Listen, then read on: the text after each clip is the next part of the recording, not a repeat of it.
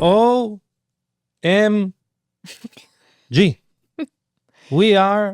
is the Biohacking Beauty podcast. Welcome.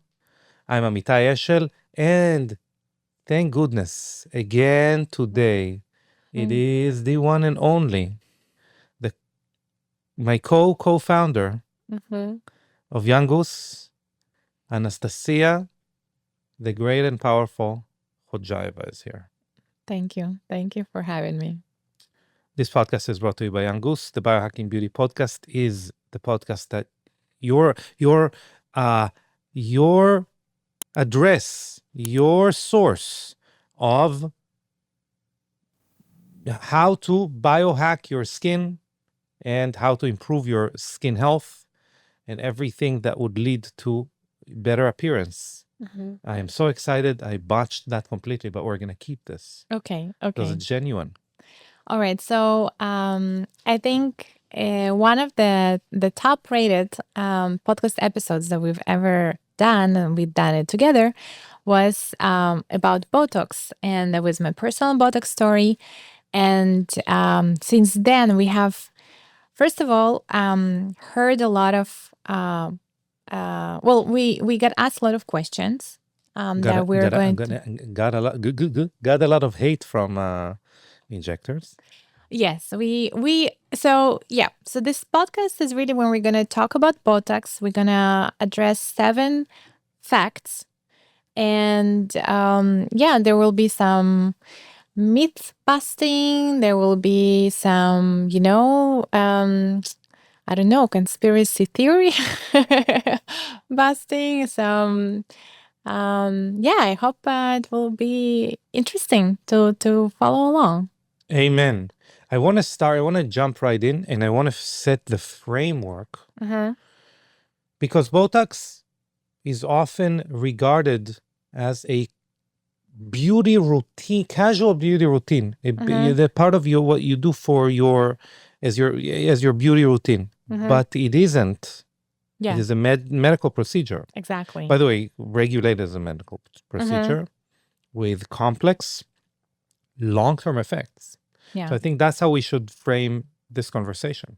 Yeah, exactly. I completely agree. So our goal here is really not to scare you, but to help you make informed, empowered decisions about how you age. And if you've ever had Botox or thinking about it or feeling like it's just something you're supposed to do to stay youthful, this episode is 100% for you. Okay. Let's get into it. And I'm going to start with a joke. Okay. Ready? No, I'm never ready for a joke. Good. Sounds good. So this is an old joke. So anyone who is from Israel, they're going to know this joke. But we're talking about Botox and its ability to relax muscles. And Middle Eastern, we are known to be very, very emotional.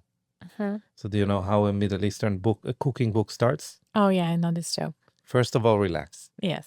Okay, that's the joke. Because we're talking about relaxing. So Botox... No, I got it. It's very funny. I just heard this joke many times. I'm going to say something and you're going to contradict me. Botox is just... all it does is relaxes wrinkles. No. And the fact number 1 that we want to address is that Botox alters facial movements over time. So most people know that Botox relaxes the muscles to smooth wrinkles, but what many don't realize is that over time, repeated use can change the way your facial muscles function. So you might notice your expressions don't look as natural. Some muscles can become weaker permanently, while others overcompensate. So this can lead to that frozen or slightly off look we sometimes see in people who had Botox for years.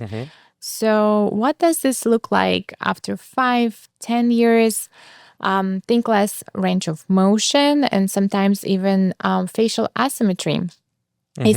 And here's the kicker. It's not always reversible once those muscles atrophy. So that's why I always talk about the difference between dynamic aging, where your face still moves and communicates emotion, versus this ultra smooth blank canvas that can start to feel a little disconnected.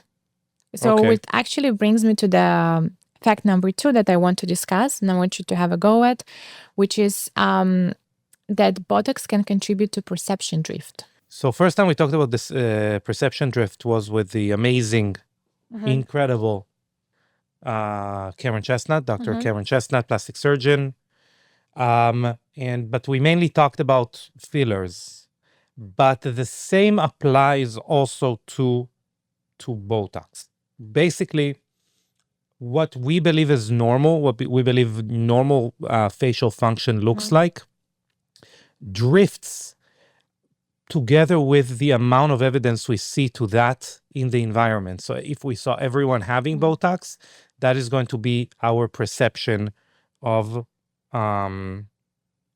what happens. And it's not only so also your perception of who you are drifts. You look at yourself every day in the mirror, you start to get used to how that looks like. And the last thing I'm going to say is about so you look different. You think other people look different. You freak out when you see a small wrinkle in your face. But the last thing is in something. So there is a very prominent doctor that says that Botox kills the emotional intelligence center in your brain, which is untrue. It's a super extrapolated version of reality. But in reality, what happens is if you have an emotion, I need to micro-mimic that emotion in order to make sense of it. So anything that, your forehead is a big part of, your emoting ability. So when you cannot do that, you are less able to read other people's emotions. It doesn't kill any center in the brain. It has nothing to do with that. But you are less receptive to other people's emotion. That is true. Yeah. And I think by now so many people have seen those reels on Instagram where like they make fun of like, oh, I'm less empathetic because I do Botox. We shared one on our Instagram. No, that wasn't what we shared. We shared something else. Never mind then. Okay. We shared how many units people get, and the comment section was wild because there were a lot of younger girls because they were saying their age and then how many units they get. But we're not going to address this here.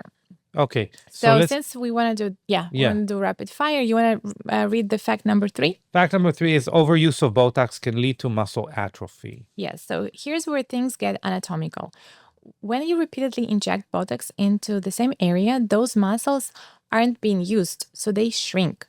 Just like if you stopped using your leg muscles for months, they'd atrophy. And what happens when facial muscles shrink? That area is like looking more hollow. Things start to sag, and there is a need for restoration of that. And people kind of resort to filler, so they're filling up that hollow space for lost volume, and this is kind of like where people fall into what I call the filler spiral. So trying to compensate for the side effects of one injectable with another. So if you ever notice somebody whose face looks pillowy or oddly puffy, it could be the result of that combo of atrophied muscles and overfilled areas. So can I ask you a question? Yeah. How do you what is a tip you can give to kind of pausing or cycling off to avoid atrophy? Yeah, so there is a tip that I've been sharing all the time, and I'm going to say this again. So if you're somebody that's doing Botox, what you can do to prevent the muscle atrophy is definitely when your muscle movement is coming back, instead of rushing right away to, get another treatment, you go to a professional masseuse and you get the muscle massaged. You drain all of the lymphatic drainage. You make sure that the muscle actually works and it doesn't not atrophy. And then if you want to continue, you can do it again. So you kind of cycle off Botox occasionally. Also, another tip is to target different areas to give your face a break. But really, the facial massage and muscle stimulation tools can also help keep those muscles active and supported. Got it. Okay. Okay, let's discuss fact number 4. Yes. So Botox can weaken the ligaments that support the face. That's one I feel like is a lesser known.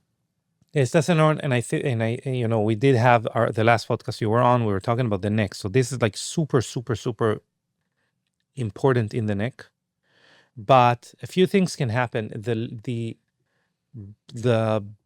ability of Botox to like limit muscle movement also basically has a cascade of less blood circulation there, more the more ability of your the less ability of your supporting structure to rely on facial muscles to balance things out. So our facial muscles don't have any joints that they connect to. They actually connect all the way to the skin and they anchor to each other. So when we freeze some of them, it kind of disrupts the ability of the entire system to go. And anyone who has seen botched Botox injections knows that because there is uneven facial tension because of that. So mainly in the lower face, in the neck, what we see is sagging that can be driven, on occasion because of Botox. Yeah, and so if you are someone that does Botox, but you still noticing like jowls and marionette lines, that could be that could be like some muscles, kind of overcompensating. And I think you can combat this with facial toning tools, fascia release. So again, facial massage and lymphatic drainage go a long way. Do you have anything else to add to that? No. I would definitely go to point number 5, which we kind of alluded to before. Yes. So point number 5 goes, Botox is often used too early. So I've seen many women in their early 20s getting preventative Botox. And I get it. We live in a world that rewards looking good. And looking youthful is definitely, an aspiration that we support. But here's the question. Is it actually preventing anything, or is it creating long-term dependency? So I think we live in a different world. We live in a world where you are at the medical mercy of someone who literally is benefiting from you getting that treatment. So they have a bias. I'm not saying that they're evil. I'm saying they have a bias. And you have a company, for example, Allergan is a big company that's the owners of Botox. There are other versions like Dysport, etc. And what they do is they use marketing and they actually indoctrinate the doctors who believe in what they're saying as far as selling more of their product, which is Botox, fillers, whatever that is. So an example with fillers is saying, hyaluronic acid fillers stimulate collagen production. As another example, it's just another example to that type of marketing, which it doesn't actually. Within the confines of botulism, of Botox and other paralyzing treatments, is that it is preventative. And it isn't preventative. It might be, by the way, not how people think it is, which I'm happy to touch on. I think it's kind of irrelevant. I think we talked about it in the other podcast. Yeah, okay, but it isn't preventative in the way where we're not stopping collagen degradation, for example, due to UV radiation, artificial, I want to say artificial intelligence, artificial blue light, etc.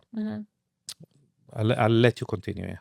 No, I had my piece. I just like you. I don't think it's preventative, and I think it's not the skin that's benefiting from it, but the injectables industry. Like when it's promoted for for people in their early 20s. Yes, there is one study that came out that showed that when introduced Botox to skin cells, they responded less harshly to UV radiation. And that's slightly different. First of all, and you'll hear that, you don't hear it yet, but I'm telling you, because I'm speaking to plastic surgeons, dermatologists, I'm telling you that this is going to be something that is going to be parroted. So I'm going to tell you two things. A, that it was done in a lab, has nothing to do with reality.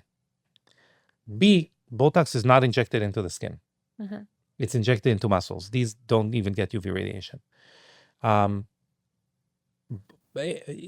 there might be an argument there, maybe to have Botox injected into the skin.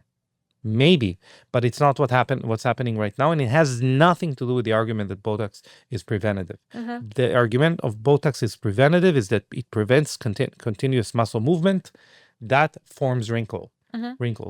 The reason this is BS is because this is a determinant of the shape of the wrinkle and not the formation of the wrinkle, which is collagen degradation, elastin, etc. And if you wanted to prevent formation as far as like the shaping of wrinkles, you could just use peptides that are called neuropeptides that do the same thing at a lower extent, but kind of do the same thing when you talk about cumulative result, which is predictability of muscle of skin movement. Yeah. And I know we need to hurry up, so I'll leave it at that. We'll just say that instead of preemptively freezing your face, I'm personally a bigger fan of focusing on like cellular regeneration. So things like NAD, peptides, red light therapy, to support your skin to be resilient and not just still. Specifically neuropeptides, right? Like not all peptides. Peptides now is also being usurped. Okay, so let's talk about fact number 6. Botox doesn't actually improve skin quality. So you already started talking about that. So you can go ahead and finish your thoughts. No, I want you to do that. Okay, so one of the biggest misconceptions about Botox is that it somehow improves your skin. Here's the truth. Botox doesn't do a thing for your skin texture, hydration, elasticity. It just stops movement that causes certain wrinkles. So while your forehead might look smoother, if you zoom in, you may still see the dullness, dryness, and even tone. Like Botox won't do anything to those issues. So that's why pairing Botox with skin boosting treatments is essential. And it's the same things that I talked about it in the previous point. Like my go-to would be red light therapy. I approve of microneedling, exosomes. Injections for now. Yes. And maybe when we come out in the future with topical form, maybe then. For now, the topical forms of exosomes are irrelevant. Yeah, but and then of course, like good topical skincare, like what we do at Young Goose. But now to fact number 7. So you want to read it? Yeah. So Botox can create an unnatural face shape over time. Very interesting because long-term use can suddenly change the proportions between facial muscles, facial face shape, especially some muscles that are constantly, remaining relaxed, while other ones constantly take the load and kind of are constantly tense, basically.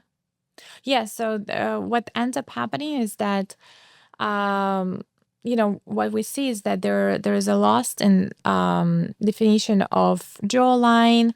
And it's not like noticeable right away, but it kind of sneaks up to you, after years of regular use of Botox. So to maintain facial harmony, it's crucial to work with an injector who understands muscle mapping and to incorporate practices like facial yoga, resistance training, lymphatic work to keep your features supported and balanced. Amen. Yeah. Let's talk about something that is a little bit, you only meet it years into doing Botox, which is the more you do it, the more you need it, or the more material you use, the more material you're going to use next time. Yeah, you definitely, your muscle builds tolerance, so you will have to increase the amount of units you get because to get the same effect. I call it the bow trap. Yeah. Well, I think that's a wrap on a part 1 for our Botox breakdown. I know this is a lot of info, but I hope it left you feeling empowered more than overwhelmed. And Botox isn't inherently bad. It's a tool, but like any tool, how you use it matters. So we hope you understand the long-term effects of it and you build smarter, more sustainable approach. Will there be a part 2? Yes, we have a lot more facts being, sent to us for review. So stay tuned for part 2. Tadam. Okay, so basically, that's it for this podcast. Anastasia, thank you so much for joining us again. We should really do it more often. Okay. Okay, well, you heard it here first. She's going to do it more often. But in general, thank you, everyone. Of course, if you liked this podcast, we really appreciate the people who provide amazing reviews, that send it to their friends, that tag us with clips and say, hey, you need to look at that. Hey, you really need their products, whatever that is. And if you haven't done so yet, please leave a review and a comment on Apple Podcasts.